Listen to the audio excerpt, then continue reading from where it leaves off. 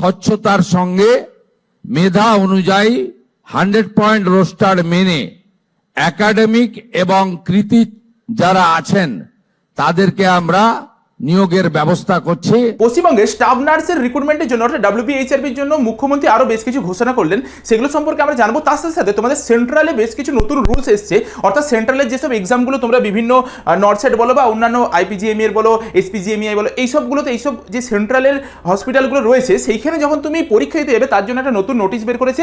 তো সেই নোটিশে যেটা বলা হয়েছে তার কিছু জিনিস আমরা একটু ভালো করে লক্ষ্য করিনি। যেমন বলছে যে নো আউটসোর্সিং অ্যালাউড, অর্থাৎ কোনো আলাদাভাবে আর আউটসোর্সিং করা হবে না। যেমন এতদিন পর্যন্ত SGPGI এর আলাদাভাবে পরীক্ষা হতো বা জিপমারের আলাদাভাবে পরীক্ষা হতো, প্রতিটার হচ্ছে আলাদা আলাদাভাবে যে পরীক্ষা হতো, এই নোটিফিকেশনের পর থেকে সব পরীক্ষার একটাই মাত্র পরীক্ষা হবে, সেটা হচ্ছে নর্থসেট হবে।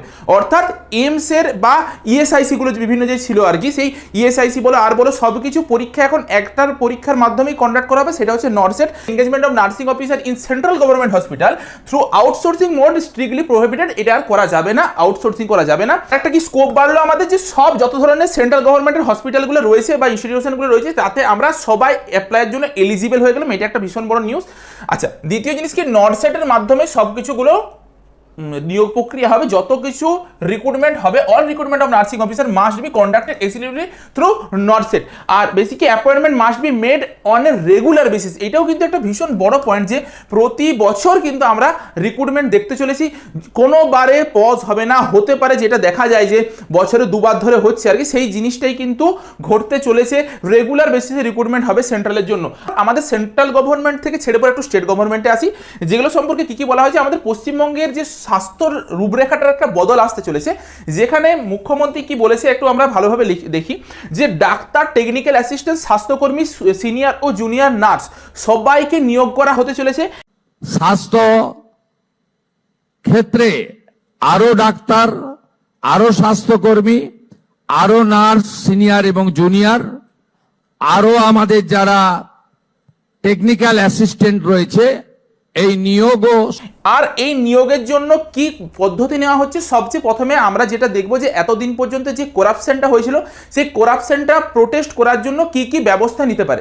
স্বচ্ছতার সঙ্গে মেধা অনুযায়ী 100 পয়েন্ট রোস্টার মেনে একাডেমিক এবং কৃতি যারা আছেন তাদেরকে আমরা নিয়োগের ব্যবস্থা করছি। দেখো, সবচেয়ে প্রথম করাপশনের জায়গা হচ্ছে যদি অফলাইনে পরীক্ষা হয়। অফলাইনে পরীক্ষা বলতে কি, যদি হচ্ছে তোমার পেন পেপার বেসিসে পরীক্ষা হয়, সবচেয়ে বেশি করাপশন হয়। আমরা যেটা নিটে কিছুদিন আগে দেখলাম যে নিটের পরীক্ষার পেপার লিক হয়, কিন্তু সেটা যদি সিবিটি হয় তাহলে করাপশন হওয়ার সম্ভাবনাটা অনেকটা পরিমাণে কমে যায় বা নেই বললেই চলে। এই জন্য দেখবে নিট পরীক্ষা পর্যন্ত এখন সিবিটিতে হওয়ার একটা সম্ভাবনা চলে এসছে। তো এই জন্য কি, প্রথম কথা যাদের মধ্যে এই কনফিউশনটা আসছে যে পরের বছর বা এবারের যে WBHRB রিক্রুটমেন্টটা সেটা কি সিবিটির মাধ্যমে হবে না, আগে যেমন একাডেমিক স্কোর এক্সপিরিয়েন্সের ভিত্তিতে হতো সেইভাবেই কি হবে।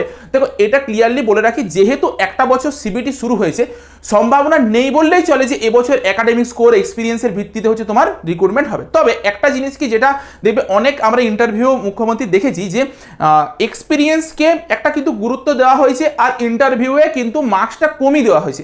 আমরা এতদিন পর্যন্ত ইন্টারভিউ যে 15 মার্কসের ইন্টারভিউ দিচ্ছিলাম, হতে পারে সেই 15 মার্কসের থেকে 10 মার্কসের ইন্টারভিউ করে দিল, 5 মার্কসেরটা এক্সপিরিয়েন্সের জন্য রেখে দিল। এটা আমার মত বলে সবচেয়ে বেস্ট একটা অপশন, কারণ যাদের এক্সপিরিয়েন্স আছে তাদেরকেও অগ্রাধিকার দেওয়া উচিত। নয়তো যারা পুরনো স্টুডেন্টরা রয়েছে, যারা অনেক বছর ধরে বসে রয়েছে, তারা কিন্তু চাকরির সুযোগটা পাচ্ছে না। সবচেয়ে প্রথম একটা জিনিস যদি তোমরা ভালোভাবে লক্ষ্য করো, যে WBHRBর সিবিটিটা হওয়ার পর আগের বছর যে সিবিটি হয়েছে তাতে সবচেয়ে বেশি রিক্রুটমেন্ট যদি কোনো কিছু হয়ে থাকে সেটা লাস্ট দুটো ব্যাচের হয়েছে, অর্থাৎ রানিং যে ব্যাচটা বেরিয়েছিল আর তার আগের ব্যাচটা, রানিং ব্যাচটা সবচেয়ে বেশি রিক্রুটমেন্ট পেয়েছিল, পুরনোদেরকে সেইভাবে রিক্রুটমেন্ট দেয়নি। দ্বিতীয় জিনিস কি, যারা সিএইচওতে রয়েছে তাদেরকেও কিন্তু বলতে গেলে চাকরি দেয়নি বললেই চলে। এই স্বচ্ছতার জন্য সবচেয়ে প্রথমত আমাদের সিবিটি হবে, এইটুকুটা তোমরা মাথায় ঢুকিয়ে রাখো। কোনো প্রকার পেন পেপারের জিনিসটা আসছে না, সবচেয়ে ভালো। এবার তোমরা তোমাদের মতামতটা জানাও। আমার মতামত বলে যে তুমি যেমন 85 মার্কসের আর হচ্ছে 15 মার্কসের যেটা হতো সেটাই থাকুক, কিন্তু 85 মার্কস আর 15 মার্কসের মধ্যে 10 মার্কস করুক ইন্টারভিউয়ের, 5 মার্কস তোমার এক্সপিরিয়েন্সের জন্য রাখুক, একাডেমিক স্কোর কোনো কিছু রাখার দরকার নেই, কোনো মানে হয় না, কারণ যেহেতু একটা সিবিটি আমাদের হচ্ছে। এটা আমার মতামত, যেটা তো সবাই স্বচ্ছভাবে একটা চান্স পাবে, এই জিনিসটা করা গভর্নমেন্টের উচিত। তো সেই স্বচ্ছতা মেধার ভিত্তিতে হবে, একাডেমিক উৎকর্ষ দেখে পরে, দেখো এই একাডেমিক উৎকর্ষ দেখে পরে অনেকে ভাবছে যে একাডেমিক স্কোরের ভিত্তিতে হতে শুরু করবে কিনা, কিন্তু না, কারণ এটা একাডেমিক বলতে তোমাকে ওই সিবিটির মাধ্যমে ঝালাই করে নেবে যে তোমার একাডেমিক নলেজটা কিরকম আছে সেটাই করবে, আর 100 পয়েন্ট রোস্টার দিয়ে পরে করা হবে। অর্থাৎ আমাদের এটা কিন্তু একটা খুবই সুখবর, যারা জেনারেল স্টুডেন্ট রয়েছে তাদের কিন্তু 10% সংরক্ষণ বেড়ে গিয়েছে। অর্থাৎ তোমরা ভালো করে জানো যে 10% ওবিসির সংরক্ষণটা এখন কমে পড়ে 17 থেকে 7 হয়েছে, সেই 10% সংরক্ষণটা চলে গেছে এখন জেনারেল। অর্থাৎ জেনারেলদের যে আগের বছর যেটা কাট অফ গিয়েছিল, অর্থাৎ আগের বছর যে ভ্যাকেন্সিটা ছিল এবছর তার থেকে কিন্তু বেশি পার্সেন্টেজ ভ্যাকেন্সি থাকবে, অর্থাৎ 52%-এর মতন কিন্তু একটা সুযোগ রয়েছে জেনারেলদের জন্য। এবার জেনারেল বলতে কি, জেনারেলের মধ্যে এসসি এসটি ওবিসি সবাই ঢুকে আছে, ওটা ওপেন ক্যাটাগরি, যে কেউ ওটাতে যেতে পারে, কিন্তু কি তবুও 10%-এর মতন ওই সিটটার ভ্যাকেন্সিটা বেড়েছে। উত্তরবঙ্গে আমাদের নতুন একটা এইমস হতে চলেছে। আমরা উত্তরবঙ্গে একটি এইমস করার জন্য জায়গা নির্বাচনের কাজ করছি। এটাও একটা খুবই খুশির ব্যাপার যে আমাদের অলরেডি এইমস কল্যাণী ছিল, সেন্ট্রালের মধ্যে ইএসআইসি জোকা ছিল, তার সাথে সাথে এখন কিন্তু আমাদের উত্তরবঙ্গে একটা এইমস হতে চলেছে। উত্তরবঙ্গে যেসব নার্সরা রয়েছে তাদের জন্য এটা কিন্তু খুবই সুখবর, তোমরা নার্সিংয়ের জন্য প্রিপারেশন নিতে শুরু করে দিতে পারো। আলিপুরদুয়ার, কালিম্পং, দক্ষিণ দিনাজপুর আর পশ্চিম বর্ধমান, এই 4টা জেলাতে এখনো পর্যন্ত কোনো প্রকার কোনো গভর্নমেন্ট মেডিকেল কলেজ নেই। প্রধানমন্ত্রীর যে কস্ট শেয়ারিং ভিত্তিতে জেলায় জেলায় একটি মেডিকেল কলেজ, এই রাজ্যে অনেকগুলি জেলায় সম্পূর্ণ হয়েছে, 4টি জেলা বাদ ছিল, আলিপুরদুয়ার, কালিম্পং, দক্ষিণ দিনাজপুর এবং পশ্চিম বর্ধমান।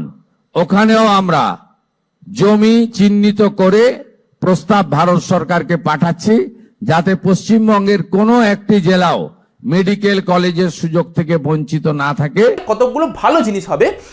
একটা প্রথম কথা হচ্ছে নার্সের রিক্রুটমেন্ট প্রচুর পরিমাণে বাড়বে, এই 4টা জায়গাতে যদি তোমার হসপিটাল তৈরি হয়ে যায় প্রচুর পরিমাণে নার্স নিয়োগ হবে। দ্বিতীয় জিনিস কি, যারা নার্সিংটাকে নিজের ভবিষ্যৎ ভাবছো, যারা এখন 11-12 পড়াশোনা করছো, তাদের কিন্তু নার্সিংয়ের ভ্যাকেন্সি প্রচুর পরিমাণে বাড়তে চলেছে, অর্থাৎ কলেজে এন্ট্রান্সের জন্য যে সিট সংখ্যা সেটা বাড়তে চলেছে, কারণ এই 4টা জায়গাতেও কিন্তু আমাদের মানে হসপিটাল তৈরি হবে বা ইনস্টিটিউট তৈরি হবে, মেডিকেল কলেজ তৈরি হবে। মেডিকেল কলেজ তৈরি হওয়া মানে নার্সিং কলেজ তৈরি হবে, প্রতিটা জিনিস কিন্তু আমরা দেখতে পাবো।